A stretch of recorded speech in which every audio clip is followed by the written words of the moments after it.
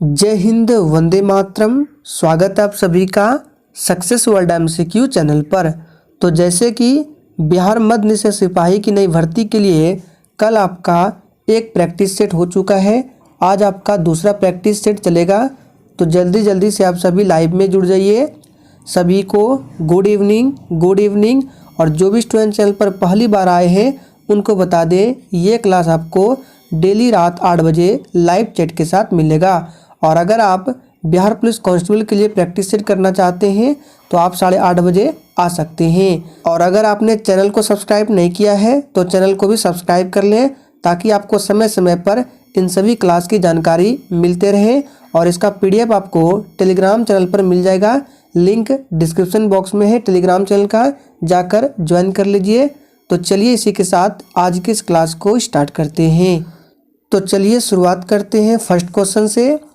पहला प्रश्न है, प्लास्टर ऑफ पेरिस उपयोगी है? आप लोगों को आंसर करने के लिए लाइव चैट का ऑप्शन दिया गया है।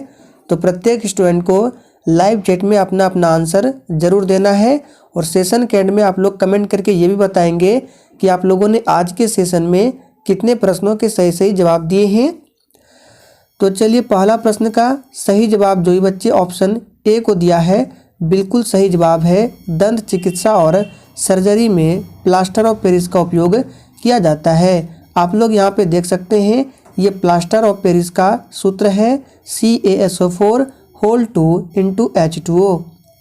दूसरा प्रश्न है, शेर खां के पिता हसन खान सुर जागीरदार थे?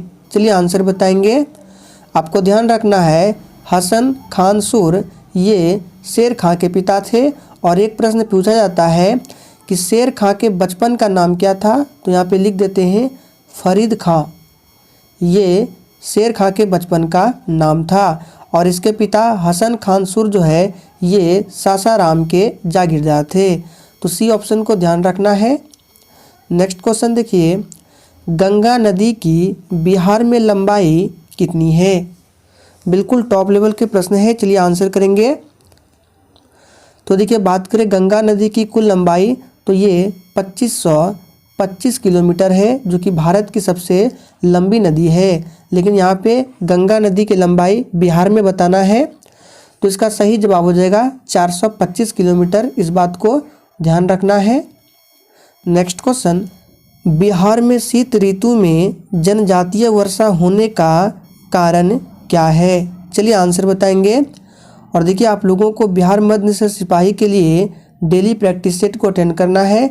ये क्लास आपको डेली रात 8 बजे लाइव चैट के साथ मिलेगा। और ये क्लास तब तक चलेगा जब तक आपका एग्ज़ाम नहीं हो जाता है। बिल्कुल फ्री रहेगा क्लास। बस आप लोगों को सेशन को लाइक करना है और सेशन को जितना हो सके अपने सभी दोस्तों के साथ अधिक से अधिक शेयर करना है। तो देखिए चौथे का राइट आंसर क्या होगा? बिहार में शीत ऋतु में, देखिए यहाँ पे जनजातीय नहीं होगा, यहाँ पे आपका होगा झंझावतीय। इस तरह से झंझावातीय। तो इस वर्षा का होने का रीजन क्या है? इसका सही जवाब है डी ऑप्शन, पश्चिमी विक्षोभ है, ध्यान रखना है। नेक्स्ट क्वेश्चन देखिए, बिहार राज्य की औसत ऊंचाई समुद्र तल से कितनी है? सोच समझकर आंसर करना है। और प्रत्येक स्टूडेंट को लाइव चैट में आंसर देना है, क्योंकि आंसर करने से होता क्या है, आपको प्रश्न ज़्यादा दिन तक याद रहते हैं। तो बिहार राज्य की औसत ऊंचाई की बात करें समुद्र तल से, तो ये 53 मीटर है। बी ऑप्शन बिल्कुल सही जवाब है। किस राज्य का गुरु घासीदास राष्ट्रीय उद्यान बाघ अभ्यारण्य घोषित हुआ है? चलिए आंसर बताएंगे। आपको सिंपली बताना है कि गुरु घासीदास राष्ट्रीय उद्यान किस राज्य में है? तो ये आपका छत्तीसगढ़ में है। सी ऑप्शन बिल्कुल सही जवाब है। नेक्स्ट क्वेश्चन, उत्तक शब्द का प्रयोग किसने किया था? चलिए आंसर बताएंगे। उत्तक जिसको इंग्लिश में बोला जाता है टिश्यू, यहाँ पे लिख देते हैं टिश्यू। तो इस शब्द का प्रयोग सबसे पहले ग्रयू ने किया था। डी ऑप्शन बिल्कुल सही जवाब है। और कोशिकाओं से मिलकर उत्तक का निर्माण होता है, ध्यान रखना है। नेक्स्ट क्वेश्चन, प्रकाश संश्लेषण क्रिया होती है? बिल्कुल सिलेक्टेड प्रश्न है। और इसी तरह से आपसे एग्जाम में भी प्रश्न पूछेगा, प्रकाश संश्लेषण क्रिया होती है। तो देखिए 8वें का राइट आंसर ऑप्शन ए हो जाएगा, प्रकाश संश्लेषण की जो क्रिया होती है वो अपचयन क्रिया होती है। इस बात को आप लोग ध्यान रखेंगे, ये प्रश्न आप लोगों के लिए इम्पोर्टेंट है। नेक्स्ट क्वेश्चन, निम्नलिखित में से किसमें धातु उपस्थित नहीं है? चलिए, बहुत ही शानदार प्रश्न है, आपको बताना है किसमें धातु उपस्थित नहीं है। तो 9th का राइट आंसर क्या होगा? डी ऑप्शन होगा, विटामिन सी में धातु नहीं होता है। बात करें क्लोरोफिल, तो क्लोरोफिल में कौन सा होता है? तो इसमें मैग्नीशियम होता है, सभी को आप लोग नोट करेंगे। हीमोग्लोबिन में आप सभी जानते हैं इसमें आयरन होता है Fe, और विटामिन B12 में कोबाल्ट धातु पाया जाता है। तो इस पॉइंट को आप लोग कॉपी में नोट डाउन कर लेंगे, एग्जाम के लिए इम्पोर्टेंट है। बात करें विटामिन सी, इसकी कमी से कौन सा रोग होता है? तो स्कर्वी रोग होता है विटामिन सी की कमी से, और इसका रासायनिक नाम क्या है? तो इसका रासायनिक नाम है एस्कॉर्बिक एसिड। नेक्स्ट क्वेश्चन देखिए, जीवाश्म होते हैं, चलिए आंसर बताएंगे जीवाश्म क्या होते हैं। तो देखिए, विभिन्न प्राचीन या विलुप्त जीवों के अवशेष हमें भूपटल की चट्टानों में परिरक्षित मिलते हैं, जिन्हें हम क्या कहते हैं? जीवाश्म कहते हैं। तो इसका आंसर होगा विलुप्त जीवों के अवशेष। देखिए, बहुत बच्चे सी को दिए हैं, लेकिन सी नहीं होगा, विलुप्त जीवों के अवशेष होंगे जीवाश्म। नेक्स्ट क्वेश्चन देखिए, दूध की शुद्धता मापी जाती है। चलिए आंसर बताएंगे, आप लोग इमेज में देख सकते हैं, ये दूध की शुद्धता मापने वाला मीटर है, जिसको क्या बोलते हैं? तो देखिए, जिसको लैक्टोमीटर बोला जाता है। बी ऑप्शन बिल्कुल सही जवाब है। देखिए, इस नली में दूध को भरा जाता है और ये मीटर है, इसमें इसको डुबाया जाता है। नेक्स्ट क्वेश्चन देखिए, निहारिका परिकल्पना संबंध है। चलिए आंसर करेंगे। तो देखिए, निहारिका परिकल्पना जो संबंध है ये सौर परिवार की उत्पत्ति से संबंधित है। सी ऑप्शन बिल्कुल सही जवाब है। नेक्स्ट क्वेश्चन देखिए, निम्न में से किसे प्राकृतिक प्रदूषक कहेंगे? चलिए आंसर बताएंगे। और देखिए, ये सभी जो प्रश्न है बिल्कुल आपके एग्जाम सिलेबस पर आधारित है। जिस तरह से आपके एग्जाम में पूछे जाते हैं उसी तरह से है। अगर आपने प्रीवियस ईयर क्वेश्चंस को नहीं देखा है तो जाकर देखिए, हमने प्रीवियस ईयर क्वेश्चंस के 2 वीडियो को कवर किया है और दोनों का लिंक डिस्क्रिप्शन बॉक्स में दिया गया है। तो देखिए, इस प्रश्न का सही जवाब क्या होगा? जंगल की आग को क्या बोलेंगे? प्राकृतिक प्रदूषक। देखिए, जंगल में लगी आग के कारण carbon monoxide, carbon dioxide, sulphur dioxide, nitrogen oxide, ये सभी जो गैसें प्रदूषण का प्राथमिक स्रोत है, इसलिए जंगल में लगी आग को प्राकृतिक प्रदूषक कहेंगे। नेक्स्ट क्वेश्चन देखिए, स्थिर ताप व दाब पर एक रासायनिक अभिक्रिया में होने वाले ऊष्मा परिवर्तन को क्या कहते हैं? चलिए आंसर करेंगे। और देखिए, प्रश्न के साथ जितने भी एक्स्ट्रा फैक्ट बताते हैं आप लोग उनको कॉपी में ज़रूर नोट डाउन किया करें। तो स्थिर ताप व दाब पर रासायनिक अभिक्रिया में होने वाले ऊष्मा परिवर्तन को क्या कहेंगे? तो एंथैल्पी कहा जाता है। डी ऑप्शन सही जवाब है। किस भारतीय प्रधानमंत्री का जन्म 19 नवंबर 1917 को हुआ था? चलिए, आप लोग चित्र को देखकर भी आंसर कर सकते हैं। तो किसका हुआ था? इंदिरा गांधी का हुआ था।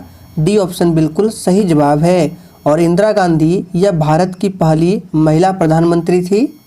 नेक्स्ट क्वेश्चन, भारतीय राष्ट्रीय कांग्रेस की स्थापना किसने की थी?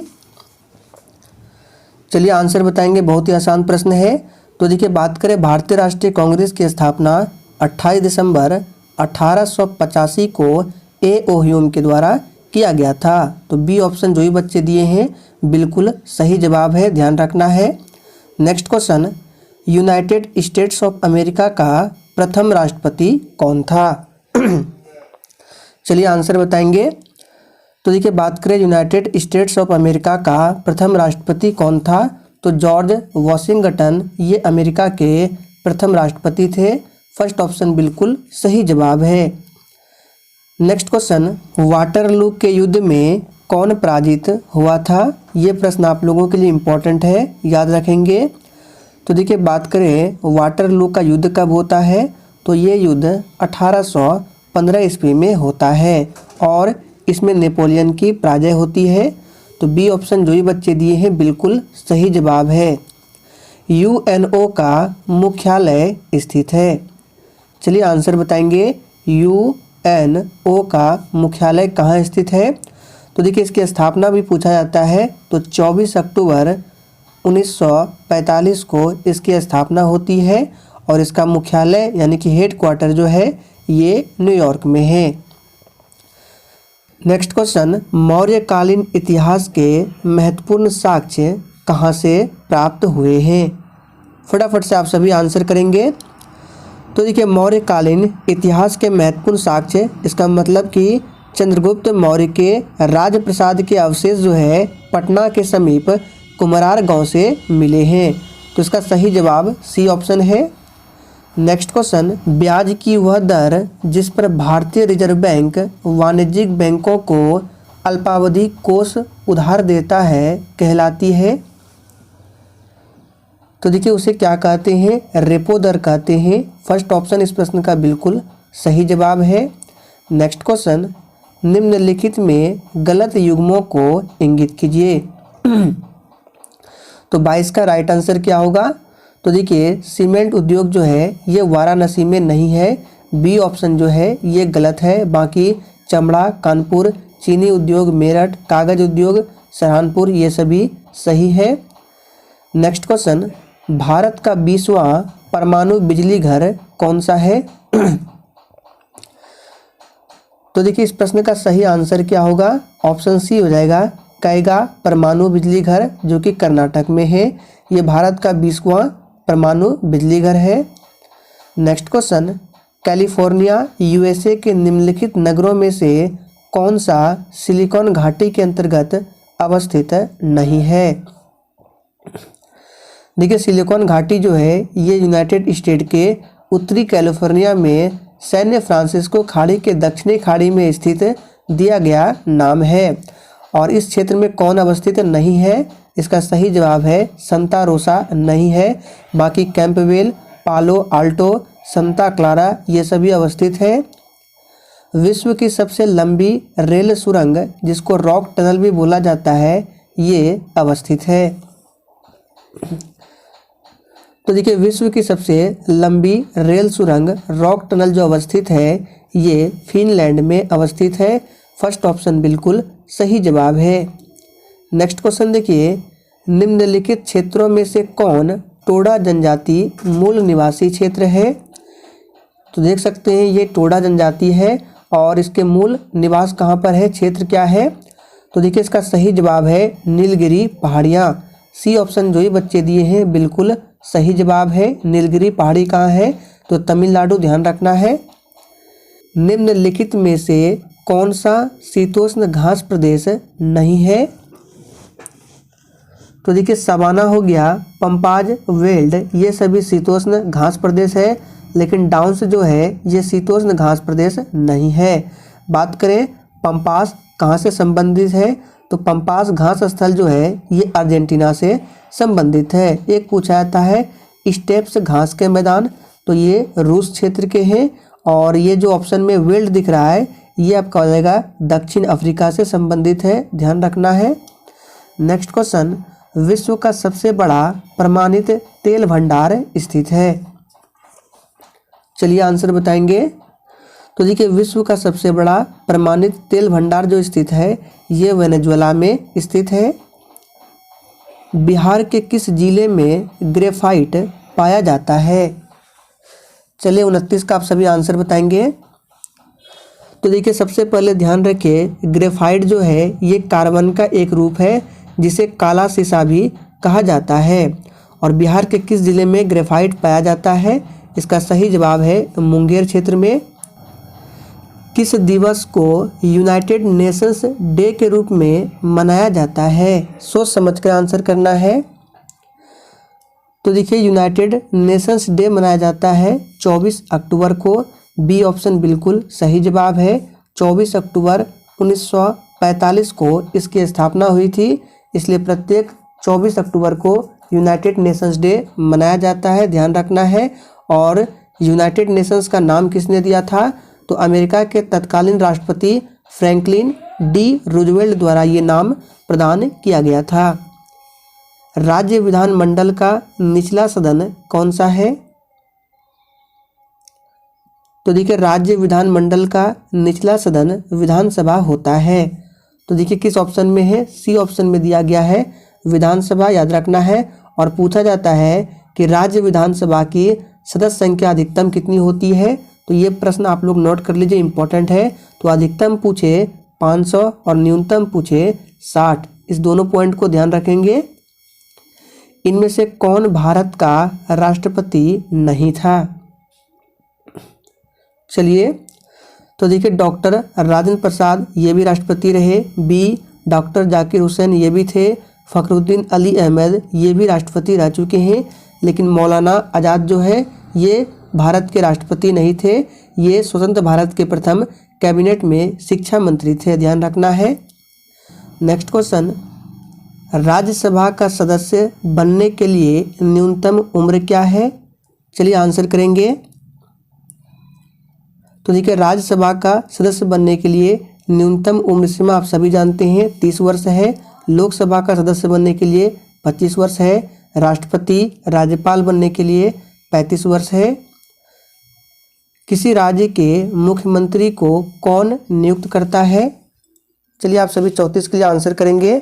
और देखिए जिसने अभी तक सेशन को लाइक नहीं किया है सभी लोग सेशन को दिल से एक बार जरूर लाइक करेंगे। तो किसी राज्य के मुख्यमंत्री को कौन नियुक्त करता है? सही जवाब है राज्यपाल। किसी राज्य के राज्यपाल की जवाबदेही किसके प्रति होती है?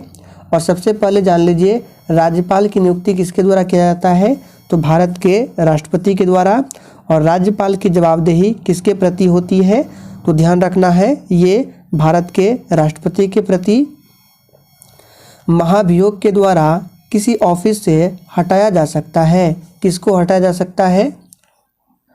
तो देखिए महाभियोग की प्रक्रिया ये राष्ट्रपति पर लगता है। फर्स्ट ऑप्शन बिल्कुल सही जवाब है। नेक्स्ट क्वेश्चन, भूपर्पटी का आधा भाग निम्न में से किस खनिज से बना है? तो देखिए भूपर्पटी का आधा भाग जो है फेल्डस्पर खनिज से मिलकर बना है। तो देखिए बी ऑप्शन में दिया गया है। और इसका उपयोग जो होता है फेल्डस्पर खनिज का उपयोग चीनी मिट्टी के बर्तन और कांच बनाने में किया जाता है। भारतीय संगीत का आदि ग्रंथ कहा जाता है, किस वेद को कहा जाता है? बहुत ही आसान प्रश्न है, चलिए आंसर बताएंगे। तो देखिए भारतीय संगीत का आदि ग्रंथ सामवेद को कहा जाता है। डी ऑप्शन बिल्कुल सही जवाब है। आप लोग कमेंट करके बताएंगे कि सबसे पुराना वेद कौन सा है। नेक्स्ट क्वेश्चन, अशोक के अधिकांश अभिलेख किस भाषा और लिपि में है? चलिए तो देखिए मौर्य राजवंश के सम्राट अशोक द्वारा परिवर्तित कुल 33 अभिलेख प्राप्त हुए हैं, ध्यान रखना है, जिन्हें अशोक ने स्तंभों, चट्टानों और गुफाओं की दीवार में अपने 269 ईसा पूर्व से लेकर 231 ईसा पूर्व चलने वाले शासनकाल में खुदवाए हैं। तो अशोक के अधिकांश अभिलेख जो प्राप्त हुए हैं किस भाषा और लिपि में? इसका सही जवाब है प्राकृत भाषा में और ब्राह्मी लिपि में। किस ज्वालामुखी में अक्सर उद्गार होती है? ये प्रश्न आपके एग्जाम में एक बार पूछा गया था। तो देखिए जागृत ज्वालामुखी में अक्सर उद्गार होती है। फर्स्ट ऑप्शन बिल्कुल सही जवाब है।